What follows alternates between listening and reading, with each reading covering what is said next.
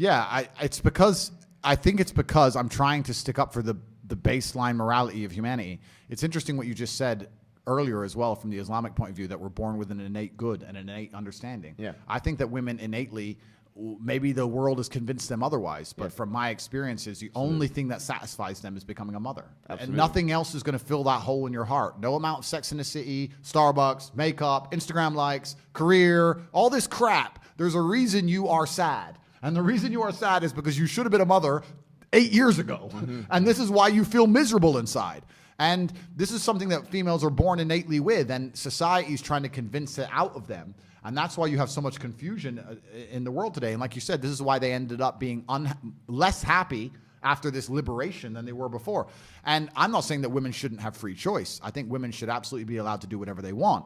But they should sit and understand that the matrix and the system, the propaganda machine that they're sitting and digesting is trying very hard to convince them to move away from their natural instincts. When you sit and watch Sex in the City about some 49-year-old woman with no kids who's having a great time and is 0% depressed on her 58th fucking dude that month, and you're sitting there watching it, they are trying to program you. And most women don't realize the level of propaganda they're existing under. This also goes back to the earlier point I made about Trojan horses. Because this is how they do everything.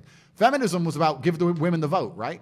Then they sneak in all this other insanity. Let's not allow women to have kids. Let's try and convince them not to. Let's convince women not to respect their man and make him feel like a man in his own household. Let's convince women that they can physically attack a man on the street and they have no disadvantage at all because they're just as strong as a man is. Let's convince women of this insanity. But we'll Trojan horse it in with feminism. So if you say, well, I'm against feminism. Oh, you don't want women to vote? No.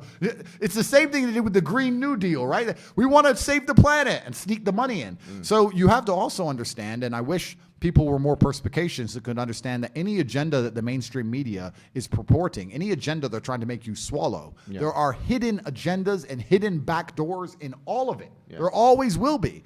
And it doesn't matter whether it's passport for a particular injection. It doesn't matter if it's ideology. It doesn't matter what it is. They're trying to give you the surface level understanding that you can't disagree with, so that all the things you don't like come in, right? And that's the scary thing about it.